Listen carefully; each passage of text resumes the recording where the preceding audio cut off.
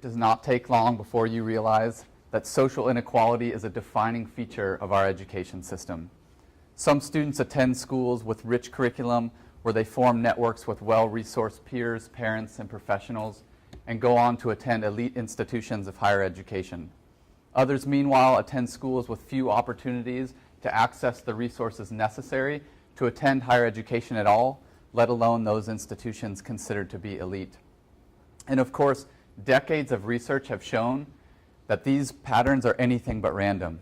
Students of color and low-income students who live in urban and rural areas have consistently been marginalized by our education system, despite that very system being staffed by teachers who work tirelessly every day to provide meaningful learning opportunities for their students.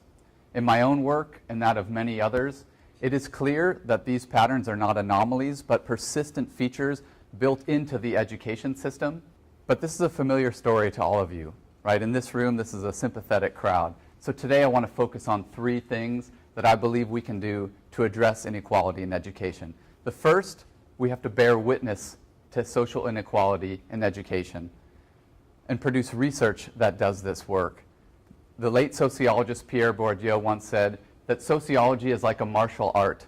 It's a collective form of self-defense against the arbitrary ways that social inequality is both produced and maintained. And this work has to both name the forms of inequality that have been with us for a long time, as well as point to new forms that have yet to be named, but are nevertheless arbitrarily prohibiting our students from flourishing. And this work is not simply for sociologists. The complexities of social inequality in education require a multidisciplinary approach. This extends to philosophers, to historians, to political scientists, to anthropologists, to natural scientists, even economists. But it is also important that this work develop narratives that tell a compelling story about how social inequality can be addressed by our institutions. And that is why we have to engage directly with members of our communities, activists, students, and teachers who are on the front lines of experiencing inequality every day. Second, we have to be willing to bear witness to the successes we have had in addressing some forms of inequality. Research has shown that in recent decades, we have made progress towards reducing opportunity gaps by race and income. And in the past 30 years, women have surpassed their male counterparts in higher education degree attainment across a wide variety of degree programs. But reductions in inequality are not a given, and sometimes patterns reverse. In fact, some of the successes I just mentioned have reversed course multiple times in just a matter of a couple of decades. That is why we have to dispel the myth that our social institutions are inherently a progressive force of progress, slowly moving us towards some romanticized view of equity.